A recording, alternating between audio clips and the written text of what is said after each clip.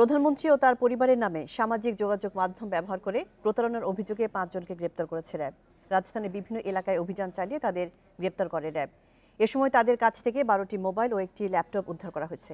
দুপুরে র্যাবের মিডিয়া সেন্টারে এক ব্রিফিংয়ে জানানো হয়েছে, গ্রেপ্তার উমর ফারুক, সাব্বির আলামিন, আমিনুল ও মনির প্রধানমন্ত্রী শেখ হাসিনা, শেখ রেহানা, সাইমা ওয়াজেদ পুতুলের নামে একাধিক ফেসবুক পেজ ও অ্যাকাউন্ট পরিচালনা করে মিথ্যা তথ্য প্রচার করে আসছিল।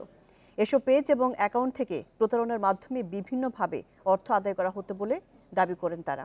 এছাড়াও দেশ বিদেশে ভুয়া তথ্য, রাষ্ট্রবিরোধী কার্যকলাপ এবং বিভ্রান্তিকর তথ্য প্রচার করে আসছিল।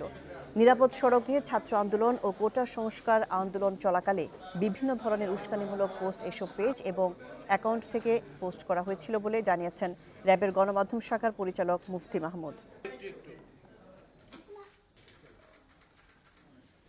গতকাল থেকে আজকে সকাল পর্যন্ত একটি অভিযান পরিচালনা করা হয় এবং সেখানে ৫ জন ব্যক্তিকে এখানে আটক করা হয়েছে, যারা বিভিন্ন রকমের অপরাধের সঙ্গে তাদের সম্পৃক্ততা পাওয়া গিয়েছে এবং তারা স্বীকার করেছে। এবং তাদের কাছে যে সকল ইলেকট্রনিক গ্যাজেটগুলি যেগুলি আমরা রিকভার করেছি, সেগুলি সব রকমের তথ্য প্রমাণই আমাদের কাছে আছে।